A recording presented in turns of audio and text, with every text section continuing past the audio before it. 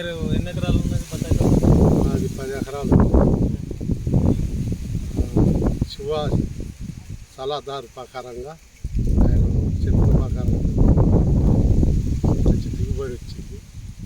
ఇప్పుడు ఆయనే మాకు సలహా ఇచ్చి 20 రోజులకి 10 రోజులకి వచ్చి తోట చూసుకుంటాం. ఈ మందులు పట్టుకుంటే కాకుంటే ఆ మందుల పేరు అనేది నాకు చదువు లేకపోవడం వల్ల పేరు గుర్తు. మల్టీప్లెక్స్ కంపెనీ, మల్టిఫికేషన్ కంపెనీ అంట. ఇట్లా మాకు మంచి సలహా ఇచ్చి మాకు మంచిగా దిగుబడి ఏ రకంగా వచ్చిందండి? దిగుబడి ఎకరానికి 20 టన్నులు. ఎన్ని దఫాలుగా తెంపారు? ఎన్ని విడతలుగా కాయలు తెంపారు? నాది 3 ట్రిప్పులుగా. 3 విడతలుగా. ఫస్ట్ విడత ఏ రేట్ అమ్మిండ్రు? ఫస్ట్ విడత 46,000 టన్ను.